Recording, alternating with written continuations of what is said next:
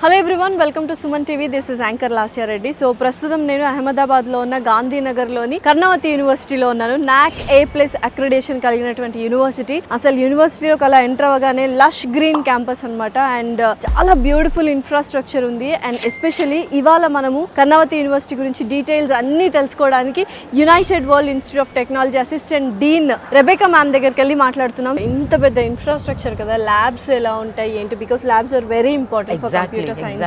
So ఎలా ఉన్నాయి, ఎన్ని ఉన్నాయి, ఏంటి, అసలు సాఫ్ట్వేర్స్ ఏంటి? ఎగ్జాక్ట్లీ కంప్యూటర్ సైన్స్ లో మీరు చూసుకుంటే more than theory practical oriented కావాలండి మనకి.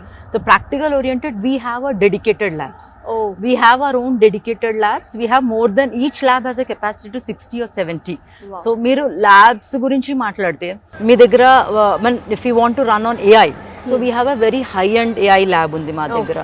Then first years ki it's a physics chemistry must, so we have a physics lab. Then we have a robotics lab. Then we have like IoT is one of the thing. Ippudu edana automation, home automation meda nadustundi kada, so we have an IoT lab. Then also we also have a national security, like cyber security. As meeku cheppanu kada, cyber security is one of the thing. So cyber security softwares kavali maku. So we have simulation based cyber security.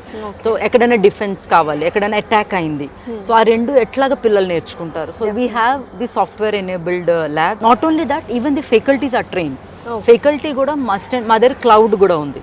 So faculty have to be certified to take the labs. So we ensure that faculty are practically trained and then they deliver the content. So usual ga ilanti practical knowledge unte vallu inka ante theory lo kan everything they grasp so easily anamata. Exactly. Mem center of excellence gurinchi em cheptaru about Karnavati University? Center of excellence ante, center of excellence is again నేను ఇదే మళ్ళీ చెప్తానికి, when we have practical oriented. So center of excellence ఎప్పుడు చెప్తారు అంటే when an excellent industry partner is coming and building up a relationship with you, and where they are teaching their own curated curriculum. So మా దగ్గర we are a digital campus, Elite Google partner మేము, and then we also have the IBM student ఉంది. Then also we have IEEE student chapter కూడా ఉంది.